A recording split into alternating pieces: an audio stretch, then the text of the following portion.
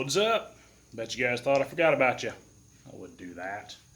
I've just been busy, and you would think I've been slacking, but I haven't. I'm just very technologically challenged. So, yeah. That's going to be a fun story for you guys. But first, do this.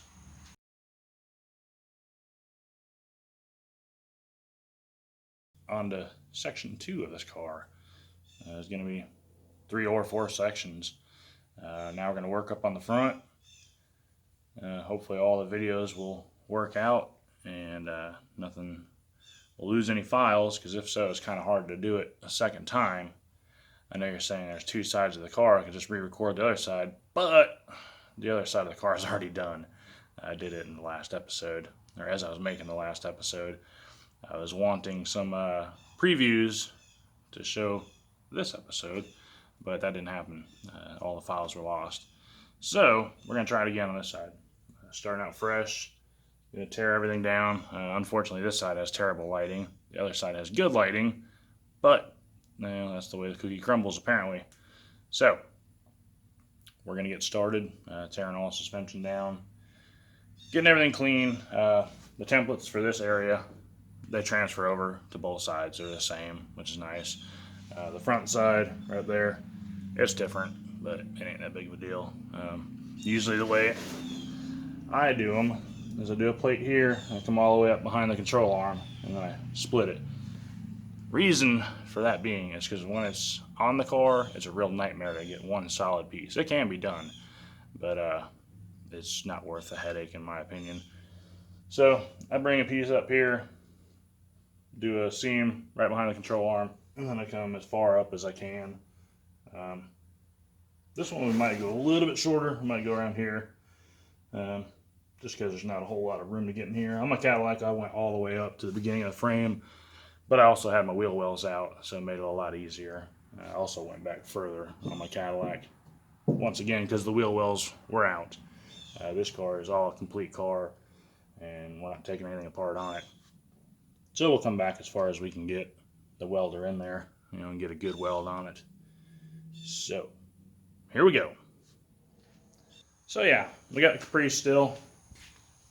A lot of work's been done to it. Got all the reinforcements done. Made some good videos. A little bit of how-to, kind of how I do things. But, actually I made a bunch of videos. Did some videos on this. Put some new batteries in the Cadillac. Did a diagnostic video on how to figure out if you got a bad battery or not. How to test a bad battery. And I went to go edit all of them, and had a problem with the computer not recognizing the files, and I couldn't figure out what the problem was, why it was doing that. Took me quite a while. I thought I just had a corrupt file in the computer or in my phone, so I deleted them, made some more videos, same problem. So I started going through my phone, and I found out that I turned on a setting to basically make the files smaller so I could have more space in the phone, so I wouldn't have to keep running to the computer every half hour and uploading videos to the computer, so I have enough space on my phone. So that was a big no-no, and yeah, it kind of cost me a lot of video footage. But we figured that out. We passed it, so we're moving on to something new. Still got some work to do in the Caprice. I got to do a bridge. I got to add the 3rd pump and 2 more batteries. So there will be some more videos of that. Kind of sucks, I missed the majority of it, but I'll go ahead and show you the work that I got done to it. And I also got some more work I'm going to do to my car in preparation to get the tan Cadillac. I was hoping to get it the weekend that just passed. That didn't happen.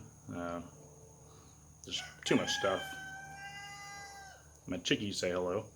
There's too much stuff going on, and I gotta scrounge around and find all my parts. I've got parts to build a pump, that way I can lift the front end of the car up, but since I moved, everything's still not quite organized yet, so working on that. But we got some stuff to do, so let's check it out.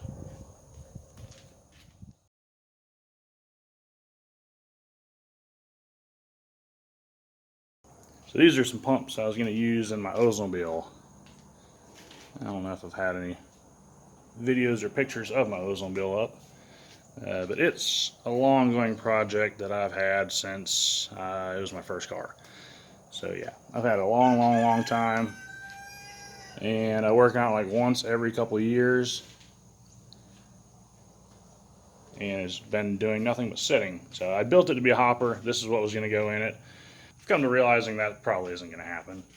I've had the car for 20 plus years now, and it's on the back burner. I buy more projects, and it just gets pushed further behind. But it's not for sale. I do have a coupe for sale. It's in rough shape. It's 90'd out completely. Got all the parts to finish the 90 conversion. The dash is in it and all that. The body is starting to get rough. It's getting some rust around the back window. I'd repaired it once, but there's some other parts that I didn't get to, and they're pretty bad. But anyways, back to what we got going on here. So I'm gonna tear these pumps down, putting one in the blue Cadillac, one in my tan Cadillac. So once I find all my parts, we'll have at least one good working functional pump, and we'll be one step closer to getting the tan Cadillac. So we'll tear these down and clean them up, see how clean they come, and put them back together.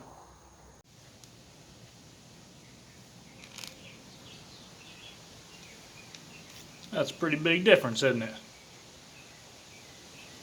Unfortunately, I got to stop and go get some parts. So we're going to start working on another pump.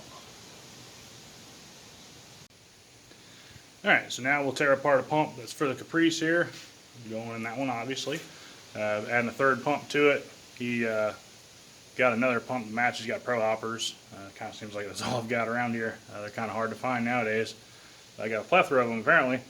But we're going to take the pump head off. I had a burned up motor when he got the pumps. He ordered them, or he bought it off of somebody else. So he had ordered those. Like I said, I took the motor apart. It was pretty well burned up. The bushings were gone. So we got a new motor. I noticed oil inside the motor, which that tells me that the steel seal has gone bad between the pump head and the block. So we're going to replace that. Bring you along, show you how I do it. May help you. Maybe like, hey, you're doing it completely wrong. It's worked for me for years, so I guess I'm doing something okay. But I'll show you what I do, and maybe you'll learn something. Or maybe you'll see something, a better way of doing it. So there we go. All right, so we got the pump head off. Whoop. Goes that way. Just took out all the bolts. Usually it's still got a snug fit in there with that seal, so I just get a dead blow hammer, knock it loose. The rooster says it's time to wake up. But a lot of things that people fail or neglect to change out is that little ring right there. And most of the time when you have a problem with a pump head, it's not always the pump head. It could be that little seal there. Best way I've found to see if that seal goes out. Anyways, the best way I've found to find if that seal goes out is when you got your pump all together, it's in your car, just undo your tank bolt and hit your switch a few times, and usually your oil will bubble up. And if your oil is bubbling up and your car is not going up, or even if your car is going up but slowly, if it bubbles up in the tank, usually it's coming out of there and it's bypassing. So if it does that, it's a good possibility it's not a pump head seal. So, and that's a cheap one right there. That's just a couple cents to fix. So, we got our pump head here. About to take off our seal. I usually just grab it with a pair of channel locks, pull it off, and then we'll pop a new one on. Alright, yeah, I loosened it before, but I'm just basically showing you. I just grab it just like that, twist it. Usually they pull right up. There's no sense really trying to save these. They're about like $5 for cheap ones. You can get some aluminum ones for $20. I've used those, never really had a problem. I want to say I got the steel ones this time to put back in, but we will go to putting it back in. I'll show you some tricks that I do. I'm going to clean all that out with brake clean. That way it's got a good clean surface for everything to attach to. Well, thanks to UPS or FedEx, I'm glad I ordered multiples. They don't always come in as they should be. That one's just shot and it's brand new. That sucks. But, like I said, I ordered multiples. It's nice to have these on hand because they're kind of a pain to get when you need them. So, one down, 3 to go. Alright, what I like to do, dip a little bit of oil in there. Come on, focus. Yep. Dip a little bit of oil on there, pre-lubricate it, that way it doesn't have a dry start and burn your seal up as soon as you hit the switch. Just slide her on there, carefully. Alright, then what I do is I get me a socket, stick over there, and then seat it down in there, just tapping it with a hammer. And there's my setup. It's a 5/8 deep well socket, just the same size as the seal, so you ain't got to worry about deforming your seal while knocking it in. I usually use just a regular hammer on this one, not a dead blow, because once it's seated it'll make a different tone. So we'll get it sealed in there, and then I'll show you a little extra that I do to kind of prevent any more leaks. Alright, we got it all seated down. You don't want to knock the crap out of it, obviously. Like I said, you don't want to deform it. You just want to get it down. You really don't even have to get it all the way. I mean, I would try and get it as far as you can, but if you're worried about it, don't go too far and end up bending the thing up. But now what we're going to do, put a little bit of RTV on there. Just run this little bead right around there. It'll help seal it a little bit more. I've been doing that for years and haven't really had a problem. When I first got into hydraulics, I always had problems with these seals going out, and ever since I started doing that, it seemed to have fixed it. Another thing, the reason I'd suggest tapping that down, I've seen some people put the seal in the block. Focus. Seen people put the seal in the block, put the pump head in, and then drive it in with all the bolts. That's a terrible idea, because you usually end up stripping out your pump head, or usually end up stripping out your block. So don't do that. Just put it in like that. Put your little bead of silicone around here. Change that O-ring out, which we'll do in just a second. And then put it back together. Yeah, we got our seal RTV going around there. You don't want to go too crazy. I'll get this thing to focus. It's having trouble today. You don't want to go too crazy, because you do have an O-ring that goes right there. A little bit on it ain't gonna hurt. You can see it'll probably touch that stuff, but it'll be alright. Like I say, you don't want to go too crazy. Right there is just enough. Alright, easy way to get that little seal there out. Get you a little hook tool. You can get them at Harbor Freight. And this one's a little bit fancier one. This one's a Mac, but it's also a lot sharper than what the Harbor Freight is. And sometimes they're a pain. This one's really hard. It's been in there for a long, long time.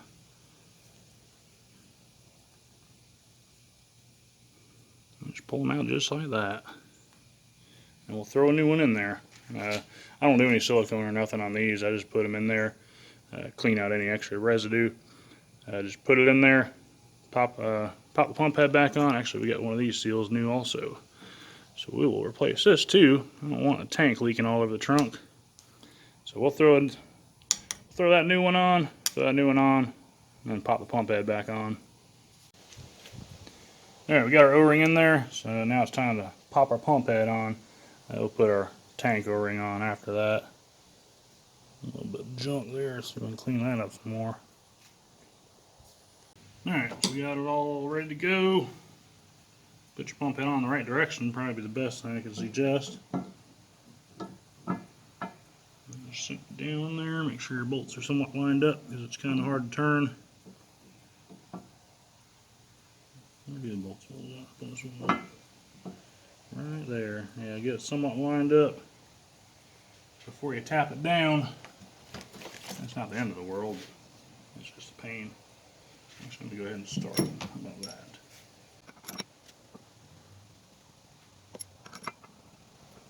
Alright, now I'll go ahead and tap it down.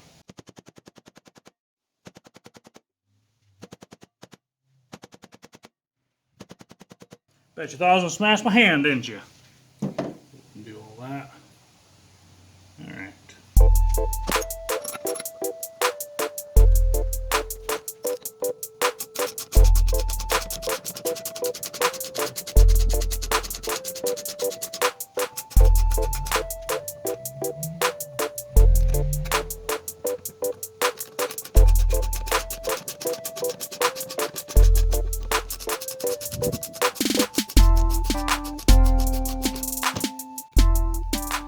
even after hitting it with a hammer. So a little bit of a gap up there.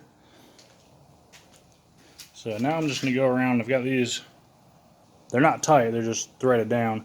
So now I'm going to go ahead and go around just like a tire, you know, kind of evenly tighten them down. That way we can pull that good and snug. So I got the axle reinforced. Just plated on the bottom. I don't know how much the light's going to pick up. Try to get a better shot, but there's just such low lighting right now. And I'm sitting here, I'm looking, power balls look awfully weird, don't they? That pinion angle is straight, and the power balls are almost leaned way, way back. So we're going to fix that because he had a problem with the cylinders pretty much digging into the rear seat, and that'd probably be a good reason why. So not only are we going to fix that, we're also going to reinforce it with some channel because the car is going to be set up to 3-wheel and be mounting chains to it. And see, we got our ears reinforced. Keep them from popping off. So we'll go ahead and get this cleaned up, get the power balls cut off, cleaned up again. And you get some light because those things look terrible. Maybe you can see all that. Yeah, we're not going to do that. Hey, got some good news. If you're seeing this, everything worked out. As I said earlier in the video, I was having a lot of problems technologically. Through my phone, got those sorted out. Things were going pretty good. But then I started having problems with my computer, as you would figure. So it took me a while to figure all that out. I think I got it figured out. I was editing everything that you've seen before this, and it seems to be going good. I uploaded a small little video about the fender skirts for the Fleetwoods, so hopefully that'll help somebody out. But I've been doing some work on that. I'll show you what I got. Kind of a lazy hard worker, if that makes sense. I just done a bunch of work without recording it, mainly because I listen to music and I don't like getting up and going and getting my phone and recording. But that's not the only reason. The other reason was my phone was full of memory. I was literally like cramming every little snippet that I could into my phone. I was having a problem putting my files from the phone to the computer. That's what I was figuring out technologically. But I got it figured out. I believe my phone is connecting to the computer and I don't have to sling it up against the wall and beat the crap out of it. So hopefully we got all that figured out. We can move on and actually make some videos. This is going to be the end of this video, pretty close to it. Do a little bit more work on this, probably put the power balls on it. Maybe do the chain mounts, probably not. But I'll show you what I got done on the Caprice as far as reinforcements, and that'll probably wrap it up. So we'll check it out now. Got the bottom of the axle plated, got the top of the axle plated, got the ears wrapped. So we're about to start grinding down the old beautiful welds that were on the power balls, make them flush again, and then weld them on. Got my little marks there where they were at. Surprisingly enough, they were in the right location left and right. They were just tilted way too far back on the axle for my likings. So we'll get that done and be one step closer to finishing. We made it this far. Got the power balls all cleaned up. They're flat again.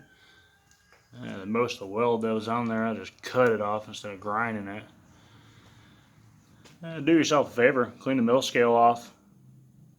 The thing you're welding it to and the thing that's getting welded. It'll help you in the long run.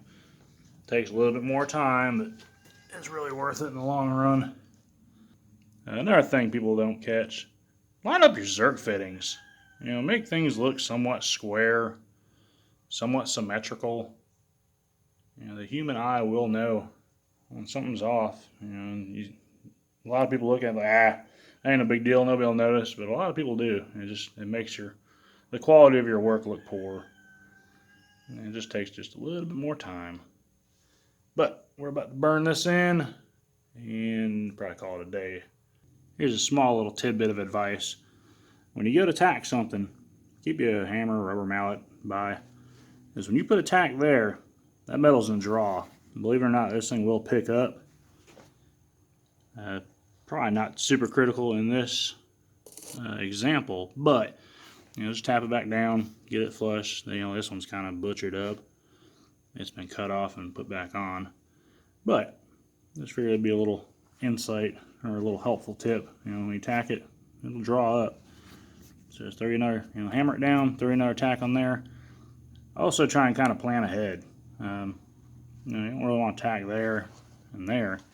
You want 2 points of tacks, otherwise it's going to draw when you're welding. But try and plan ahead. Put your tack there and a tack there. Run your weld across there so it'll look good. You won't have a seam right there. If you can run a hole bead all the way around, that's the best thing to do. But it ain't really that necessary. You want to try and have as least tie-ins as possible. But like I say, just kind of plan ahead. It makes for a better outcome. So we're gonna get to burning these in now.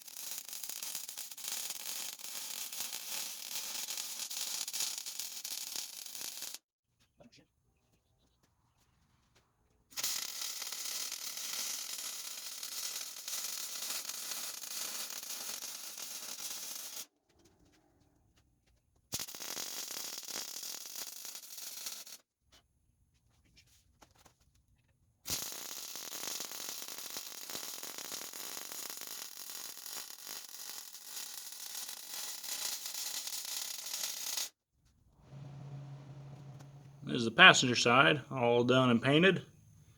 Come out pretty good. I had to really fight this side. As I said, I had made a video of it.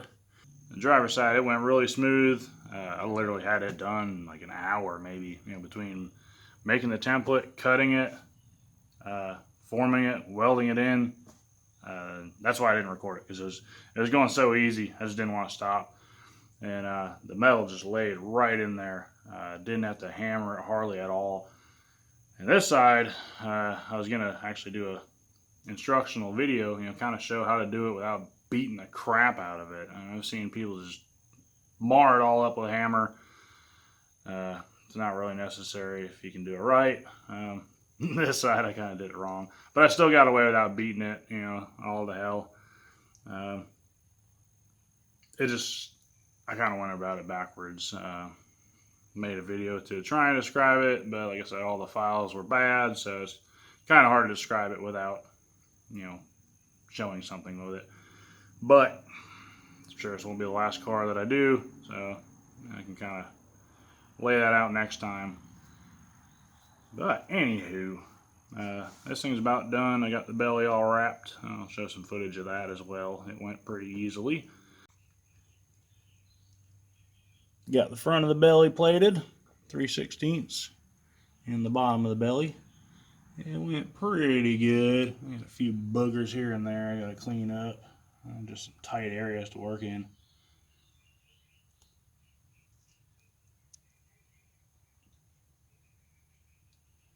But it all came out pretty good.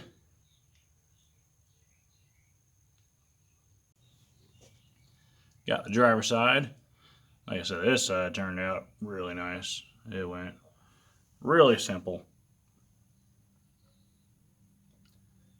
Got it all ready to paint.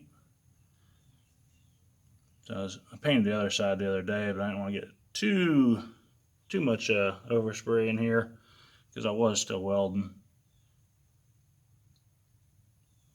But once I get to a stopping point today, I'll probably slap some paint on this. That way it's done. I can put it all back together. This is the back side. I like to try and go up as far as I can. far as I can get a big gun in there to reach, which you do run into your occasional problems. You know, a little bit of snot there. Just couldn't get as clean as I liked. But I'm going to take a burr in there and grind it down, clean it up. But other than that, it all turned out pretty good. I usually go back a little bit further. Usually I'll go back to the bumper if I can, but the rack was already on here, so I just kind of stopped it there. But that's it. Other than that, we still got the bridge to do. Now that I got stuff figured out, video-wise, I can make a video on that. I do my bridges a lot differently than most people do. I think it's better. You can still lay low. Usually when people add a bridge, they just run across the frame rails and you lose at least like 2 inches. You know, your car has to set up higher 2 inches, or you have to cut more springs out. Both of them I don't like. Makes for a rougher ride, makes it look worse. Granted, nowadays lowriders sit higher than stock vehicles. I'm not into that. I don't really like that. So yeah, I'll show you how I do a bridge. If you like it, you like it. If not, throw a piece of channel in there or whatever. But I like my idea a lot better. Looks better. It's just as strong, if not stronger, probably stronger actually. And you keep your ride quality. But that'll be another video. So I think we're gonna finish it up today. Actually, no, we're gonna finish it up today because after editing this video, I've seen it's getting pretty long, and I'm trying to keep the videos shorter so everyone doesn't spend all day watching them. Even though I enjoy spending all day watching them, not my own, the other videos. So we'll wrap it up here. Like, share, subscribe, comment. Trying to make videos for everybody that has questions. I'm going to do one on some trailing arms. I was on a page the other day. A guy, he has some trailing arms, and he says he's had them for a couple of years and never put them on. You know, he didn't really know how. So I'm going to do a little how-to video on that as far as the basic setup of it. Putting adjustables in this car, so I can kind of kill 2 birds with 1 stone right there, I suppose. So anyways, we'll see you on the next go-around. Peace!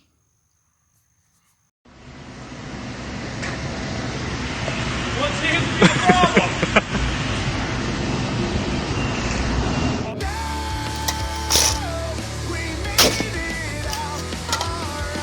Good shot. Got away free.